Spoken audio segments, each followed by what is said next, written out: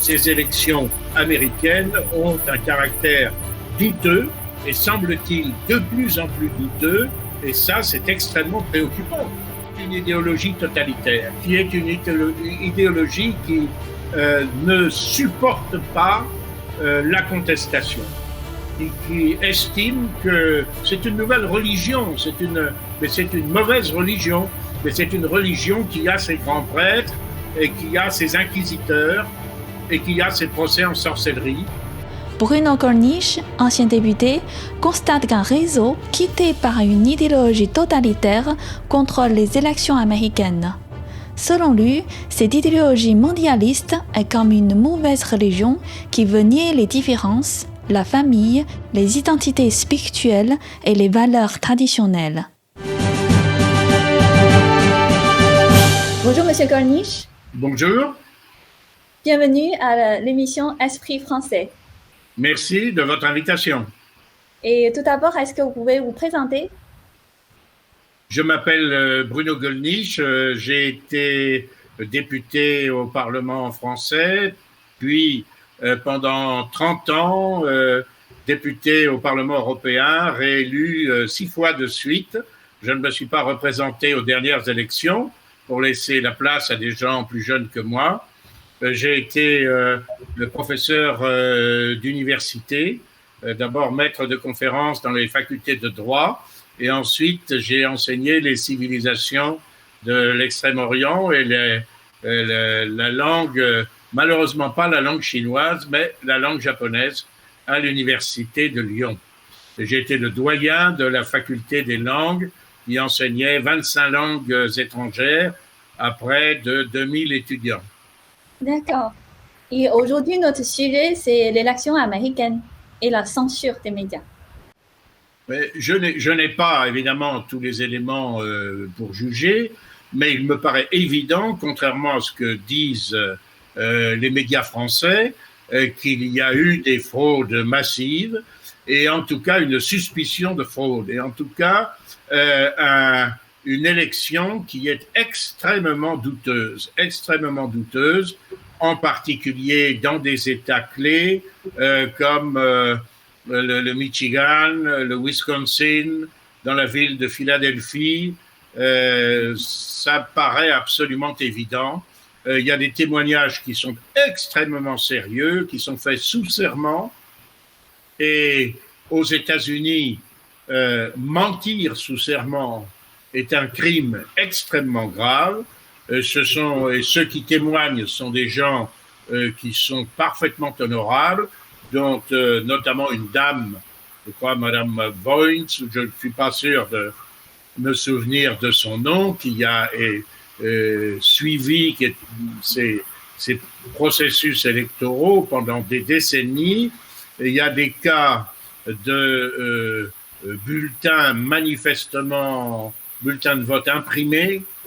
Il y a photocopiés massivement, qui ne sont pas les bulletins légaux. Il y a des cas quand même extrêmement curieux de décompte de votes qui étaient favorables à Trump et qui ont été soudainement suspendus dans plusieurs États, à peu près d'ailleurs au même moment, qui ont repris par la suite avec une arrivée de bulletins massivement en faveur de Biden.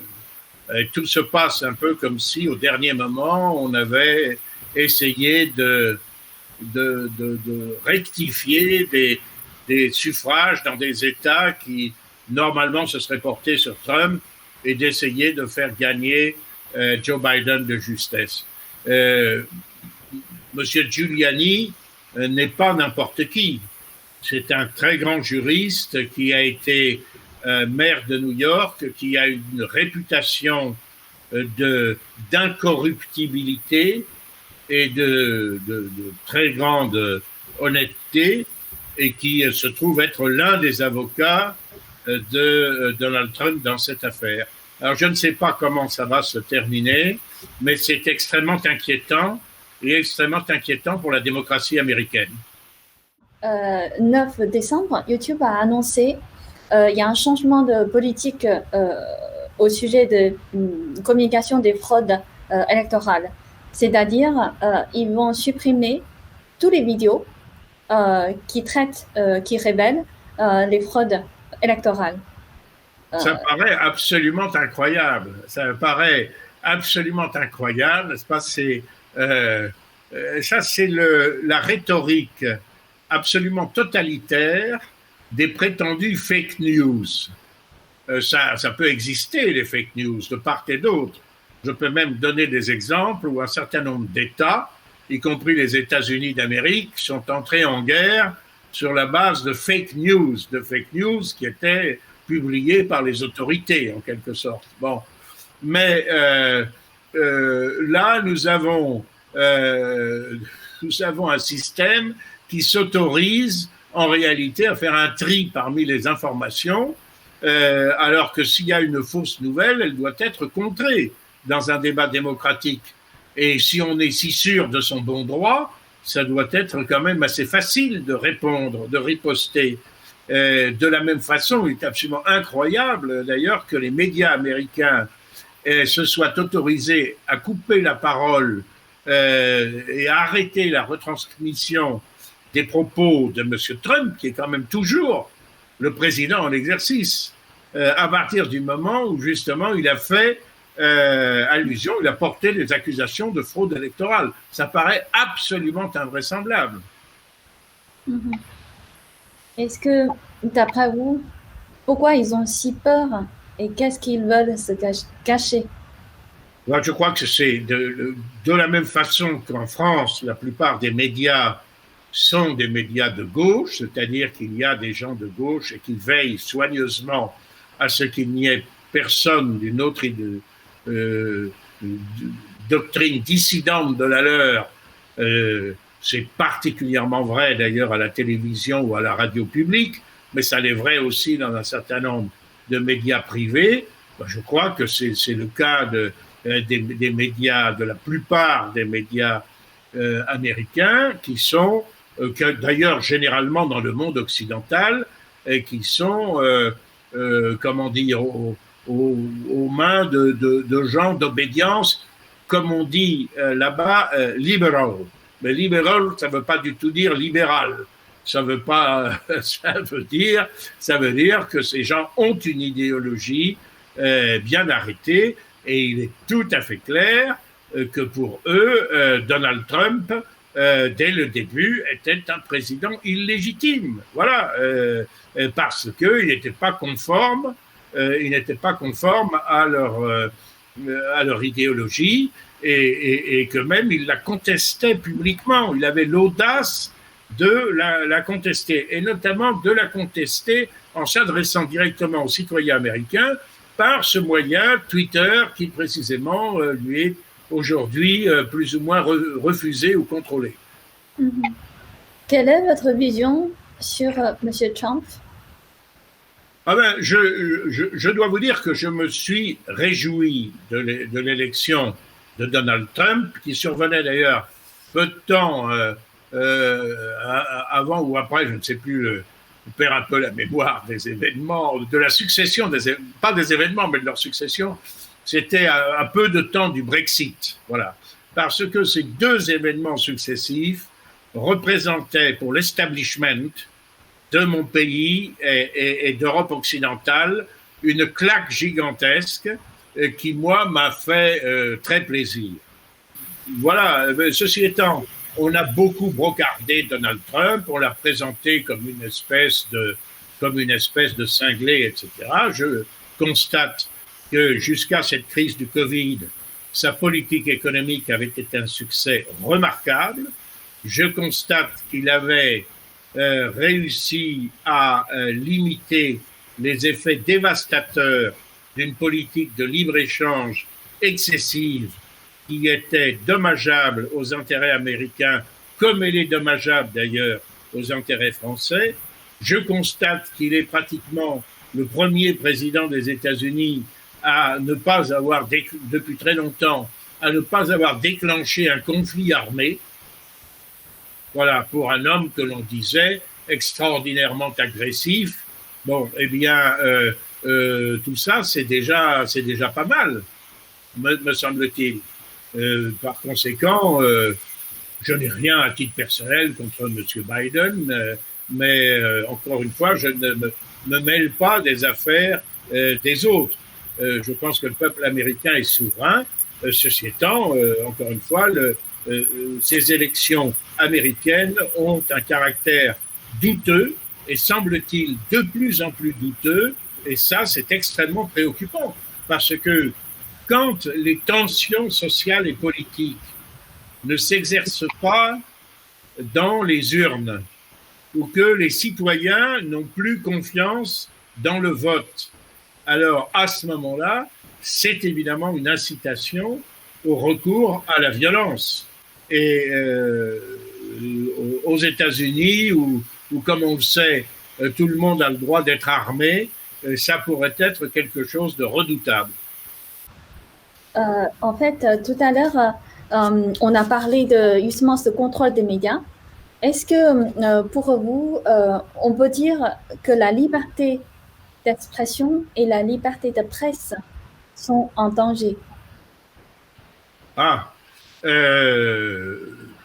Elles le sont en France, parce qu'en France, nous avons beaucoup de lois qui restreignent la liberté d'expression. Nous avons la loi Perben, qui, sous prétexte de lutter contre l'homophobie, interdit de préférer le mariage orienté vers la transmission de la vie aux unions homosexuelles. Nous avons la loi Taubira, nous avons la loi Avia, qui prétend réprimer les discours de haine. Mais qu'est-ce que c'est qu'un discours de haine?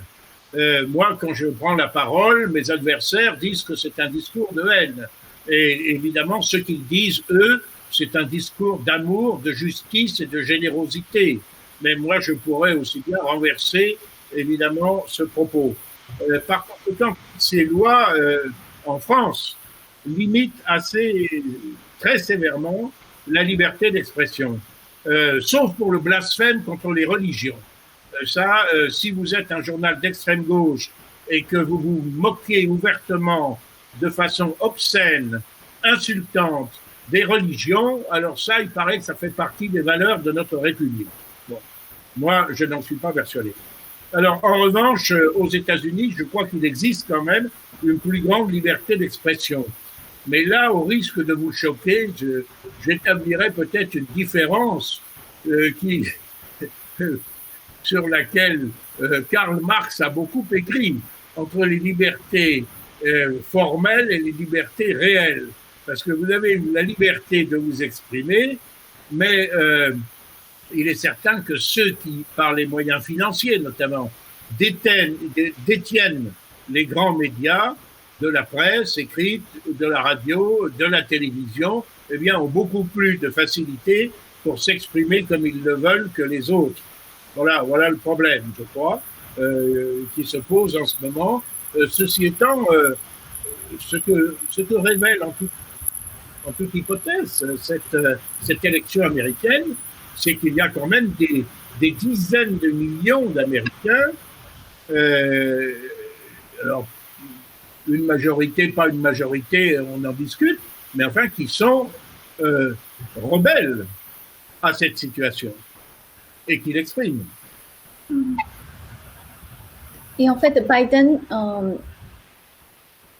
il est socialiste et Trump, il est anticommuniste. Les démocrates mondialistes participent effectivement d'une idéologie mondialiste qui veut précisément nier les différences de peuples, de populations, de traditions, d'ethnies, les identités spirituelles, religieuses et autres. Ça n'est pas le cas de tous les démocrates aux États-Unis. Il y a des braves gens qui votent démocrates sans être du tout conscients de cela. Mais c'est le cas, effectivement, d'un certain nombre de gens qui sont très actifs dans ce domaine aux États-Unis et je dirais presque plus encore en Europe occidentale. Il est certain qu'au Parlement européen, il y a une véritable, chez la majorité, dans la majorité de ce Parlement européen, il y a une dynamique de groupe que j'ai vue à l'œuvre, une dynamique de groupe qui n'est pas du tout orientée vers la défense des traditions européennes ou des intérêts de l'Europe, mais qui développe une véritable haine, une véritable volonté de destruction des identités particulières, des identités nationales, des identités religieuses, des identités familiales, des identités même sexuelles. Vous voyez, qui font que vous êtes une femme et moi un homme, par exemple. Et ça, c'est un phénomène mondial. Ce n'est pas propre aux États-Unis d'Amérique, malheureusement. En fait, le président Trump, il veut rétablir les valeurs traditionnelles. Oui. Il veut aussi rétablir la foi en Dieu. Oui, alors, les États-Unis sont restés un pays, je dirais, au moins théiste. Voilà, c'est pas... et contrairement d'ailleurs à la France, où au moins le système politique veut une rupture radicale avec la religion, et ceci depuis le début du XXe siècle, ce n'est pas le cas aux États-Unis. Et tous les présidents des États-Unis ont pratiquement, au lieu de terminer leurs allocutions, comme on le fait en France, par « Vive la République », la terminent par « God bless America », que Dieu bénisse l'Amérique. Sans compter d'ailleurs que même sur les billets de $1, vous avez la fameuse devise « In God we trust », ce qui ne veut pas dire qu'ils ont trusté Dieu, comme on pourrait le penser, mais qu'ils ont confiance en Dieu, n'est-ce pas? Je pense que le rôle d'un président, c'est effectivement de défendre les valeurs traditionnelles, parce que c'est sur ces valeurs traditionnelles qu'est assise la civilisation occidentale, et en particulier la civilisation américaine. Voilà. Si vous enlevez ces valeurs traditionnelles de la famille, du mariage, de la filiation, du respect mutuel, etc., alors vous avez le libre cours à la violence, à la criminalité, à la débauche, à la drogue, qui est un très, très gros problème de la civilisation américaine à l'heure actuelle, et aussi à un moindre degré de notre société d'Europe, de nos sociétés d'Europe occidentale. Et d'après vous, pourquoi les médias français, la plupart des médias français ont repris le même discours des États-Unis, c'est-à-dire ils ont aussi cette tendance de diaboliser l'image de Trump? Oh ben parce que ça leur convient parfaitement. La tendance à faire pression sur le vote par des mouvements, des manifestations. On a des manifestations absolument incroyables, des manifestations des groupes de pression syndicaux, des associations, de toutes les associations de gauche, des instituteurs ou des professeurs au mépris de leur devoir de neutralité, endoctrinaient les enfants des écoles et les emmenaient manifester. Voilà. On a assisté à un véritable déferlement de haine qui est très comparable avec ce qui s'est passé aux États-Unis. Et je crois que les mêmes causes produisent les mêmes effets. Ce sont les mêmes réseaux, ce sont les mêmes personnes, enfin en tout cas animées de la même idéologie, et qui est une idéologie totalitaire, qui est une idéologie qui ne supporte pas la contestation, qui estime que c'est une nouvelle religion, mais c'est une mauvaise religion, mais c'est une religion qui a ses grands prêtres et qui a ses inquisiteurs et qui a ses procès en sorcellerie. Et si vous êtes je suis bien placé pour le savoir, ayant moi-même été en but à ce genre d'hostilité. Si vous êtes en dehors du mainstream, vous serez diabolisé. Voilà. Et c'est la diabolisation est une arme de guerre psychologique qu'utilisent ces gens-là pour discréditer ou tenter de discréditer leurs adversaires. Jusqu'au jour où le peuple en aura tellement assez de leurs mensonges que le peuple dira, ben après tout, on préfère le diable. Voilà. Et c'est, je crois, ce qui est de plus en plus en train de se passer aux États-Unis d'Amérique.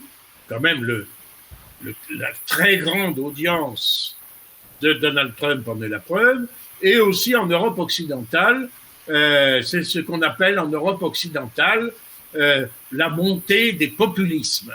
Alors, populisme, c'est le terme qui sert à diaboliser justement tous ces gens qui voudraient rester maîtres chez eux, qui sont attachés aux valeurs traditionnelles, qui sont en désaccord avec les trahisons de l'establishment, qui estiment que les pays, les nations, les familles, les religions ont encore quelque chose à dire et qui ne veulent pas perdre leur identité dans un magma mondialiste qu'ils ne contrôlent pas. Alors ça s'appelle le populisme et on essaie de les diaboliser de eux-mêmes ou leurs dirigeants ou ceux qui essaient d'exprimer leur voix, leur légitime inquiétude, leur angoisse, leur révolte. Eh bien, révolte toujours pacifique, elle, je note. Eh bien, ceux-là sont diabolisés. Ce sont des procédés de guerre psychologique. Vous avez senti cette influence du communisme dans notre système d'éducation? Parce que vous êtes un doyen tout à l'heure, je vous demande. Ah oui, moi je suis l'exception qui confirme la règle, oui, en quelque sorte. Ah oui, je l'ai senti, parce que j'ai été persécuté moi-même professionnellement pour des propos que j'ai tenus sur l'histoire contemporaine, que j'ai tenus au cours d'une conférence de presse comme parlementaire, pas du tout dans mon enseignement. Et j'ai été persécuté, j'ai été jusqu'à ce que les 11 magistrats de notre Cour suprême m'innocentent complètement des accusations folles qui avaient été lancées à mon encontre. Mais je ne suis pas le seul. Il y a dans l'université française, quand quelqu'un qui a mes idées a le plus grand mal même si c'est un universitaire éminent, et là, il aura le plus grand mal à trouver une chaire, sauf peut-être dans certaines disciplines, et encore comme les disciplines juridiques, où là, il y a un concours, c'est un concours avec un jury au plan national, donc on évite un peu les pressions politiques ou autres. Mais autrement, c'est une pesanteur totale dans tout le système éducatif, également dans l'enseignement primaire, dans l'enseignement secondaire, mais même aussi dans l'enseignement supérieur. Mais vous savez, ça remonte à très loin. C'est qu'en France, après la libération, les communistes se sont emparés de tout. Le général de Gaulle, malheureusement, les a laissés faire.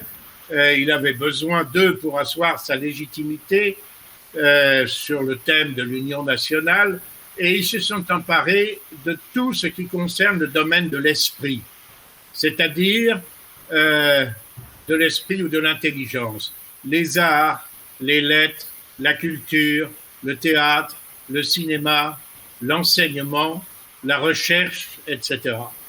Et aujourd'hui, ce n'est plus tout à fait, ce matérialisme dialectique prolétarien qui règne en maître, parce que en Europe occidentale, il est passé de mode. Mais ils sont aujourd'hui, c'est ce mondialisme destructeur des identités qui demeure le principal facteur d'union de tous ces gens-là. Du coup, quelles seront les conséquences pour la nouvelle génération, justement, qui ont grandi dans cet environnement qui est envahi par la pensée communiste? Les conséquences sont dramatiques parce que, par exemple, une des conséquences, c'est que on enseigne aux jeunes Français très souvent la détestation de leur passé, de leur histoire. Bon, dans l'histoire de France, comme dans l'histoire de toutes les nations, il y a des grandeurs et il y a sans doute des fautes ou des... Bon, mais quand on occulte tout ce que la France a pu apporter de grand, de beau, et ce qu'elle a pu apporter au monde, on ne donne pas envie aux jeunes générations d'aimer la France. Et chez nous, c'est un problème d'autant plus grave qu'une très grande part aujourd'hui de la jeunesse française vient de l'immigration, et de l'immigration de pays qui étaient autrefois possession française ou colonies ou départements français. Je pense en particulier aux pays d'Afrique. Et quand ces jeunes gens sont dans un système éducatif, ils ne voient pas que ce système éducatif, il est merveilleux. Ils ne voient pas qu'il leur est proposé gratuitement, grâce au sacrifice du reste de la population française. Ils ne voient pas qu'on met à leur disposition une langue, une culture absolument exceptionnelle. Ce qu'ils voient, c'est qu'on leur dit que les Français se sont très mal conduits à l'égard de leurs pères, de leurs parents, de leurs grands-parents, de leurs ancêtres, qu'on les a exploités, qu'on les a maltraités. Alors, ils conçoivent, ils peuvent être portés, pas tous heureusement, mais beaucoup, conçoivent naturellement une hostilité à l'égard de leur pays d'accueil. Et c'est d'autant plus dramatique qu'ils ne connaissent pas d'autres pays que celui-là. Ils ne sont pas non plus, ils ne sont plus en phase avec le pays de leurs parents. Alors on provoque ainsi par millions des déracinés qui seront une proie facile pour des idéologies extrémistes comme l'islamisme terroriste ou en tout cas aussi pour un mépris à l'égard des règles, des lois et des principes du pays dans lequel ils vivent. Et ça, c'est un véritable drame. Et d'après vous, comment on peut se sortir de ce drame? Alors là, il faudrait un vrai reset, mais le bon reset pour sortir de cela. Eh bien, écoutez, il faut agir avec bon sens. Il faut tout reprendre à la base. Il faut retrouver dans notre système éducatif les valeurs d'émulation, d'éducation, de politesse, de courtoisie, de respect des professeurs, de respect des institutions. Encore faut-il qu'on enseigne aussi ce que sont les institutions françaises, qu'on enseigne ce qu'est le patrimoine français. Il faut il faut que nos gouvernants arrêtent de courir après des illusions mondialistes, défendent de façon paisible, pacifique, les intérêts de la France, ce qui n'empêche pas des coopérations utiles, bien sûr, avec d'autres pays. Il faut qu'on arrête de détruire la famille. Il faut qu'on mette sur place une politique d'accueil de la vie. Il faut qu'on dise clairement à un certain nombre de pays d'Afrique que maintenant qu'ils sont indépendants, on est prêt à les aider, mais qu'on ne peut pas recevoir sur notre territoire chaque année des centaines de milliers de personnes venant de ces pays-là. Voilà, parce que sinon, c'est nous qui allons disparaître en quelque sorte en tant que nation. en tant que juriste, est-ce que vous pensez que les médias qui ont propagé de fausses informations pendant la campagne électorale, il y a des moyens de sanction? Ça, c'est très difficile. Le fait qu'une information soit fausse en elle-même n'est pas forcément en France, et je suppose aux États-Unis, n'est pas non plus forcément un délit pénal. Il y a aussi ce qui est punissable, c'est la diffamation. La diffamation, fait de porter atteinte à l'honneur et à la réputation de quelqu'un. Moi, ce que je constate, c'est que le président Trump a été diffamé pendant tout son mandat, notamment cette accusation qui a servi de base à cette procédure d'impeachment sur l'impact de la Russie dans son élection, qui est une accusation absolument grotesque, qui n'est absolument pas vérifiée. Quand on voit la base, ce qui a servi de base à cette accusation, c'est ahurissant. C'est le fait que son gendre aurait, notamment, je prends un exemple, le fait que son gendre aurait, durant la campagne, rencontré une avocate, je ne sais plus si elle est russe-américaine ou russo-américaine, qui, elle, est en relation avec les milieux politiques russes. C'est grotesque. Je peux vous dire qu'en tant qu'homme politique français, moi j'ai été constamment, en période électorale, j'étais constamment contacté par des diplomates de pays étrangers. Et je ne m'en suis jamais caché. C'est le rôle des diplomates étrangers, c'est tout à fait naturel. Ça fait partie des relations normales. Que de tels faits aient pu servir de base à cette campagne de diffamation et même cette procédure judiciaire contre un président américain en exercice, c'est quelque chose d'absolument stupéfiant et criminel.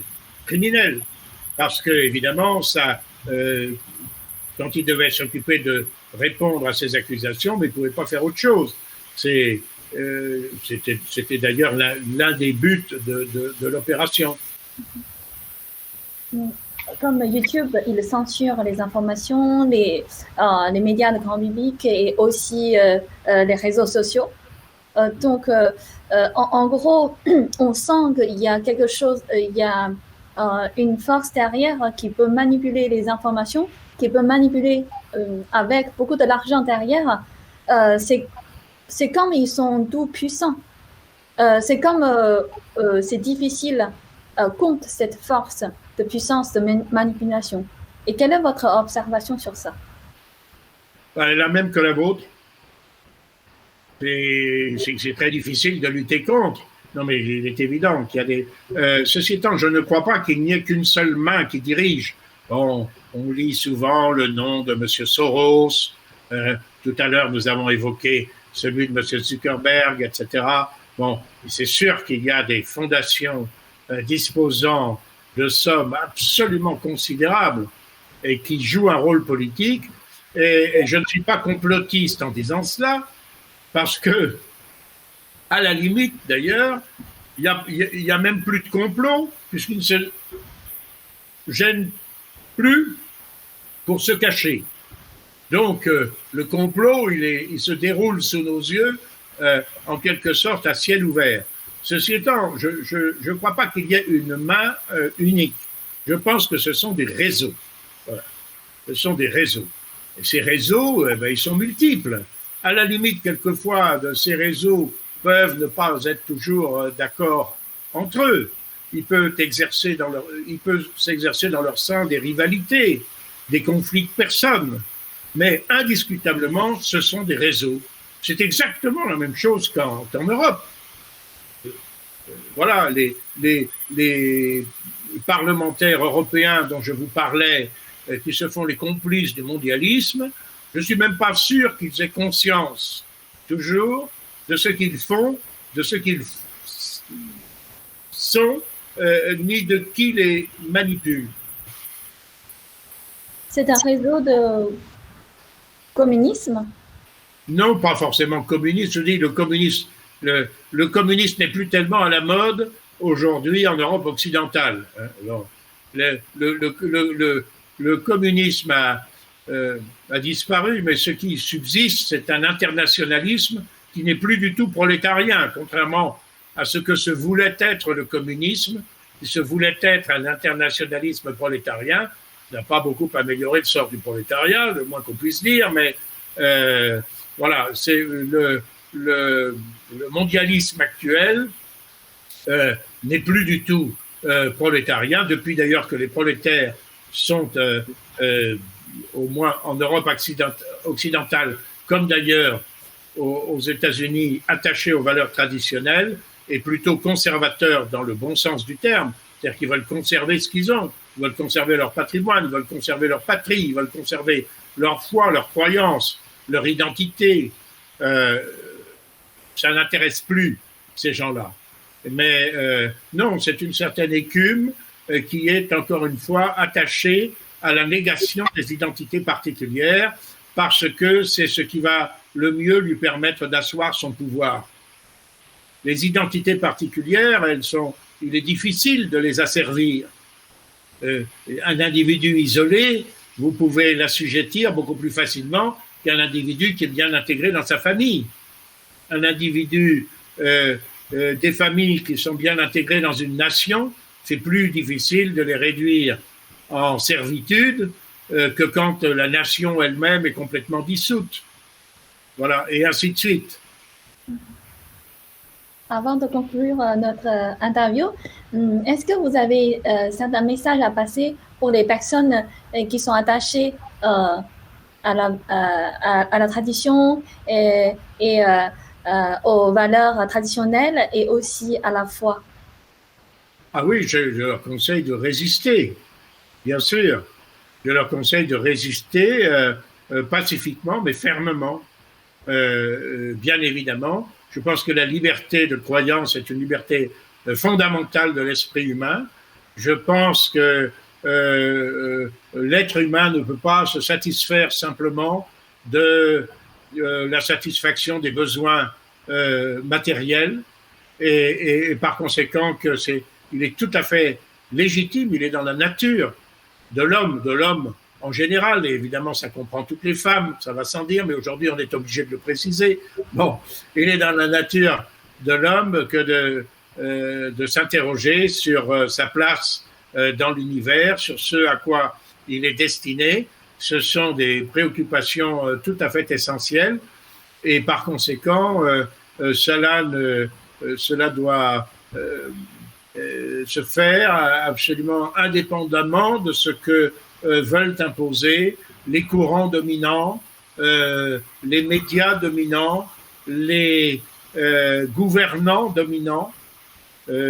Voilà, ça relève bien évidemment du libre arbitre de chacun.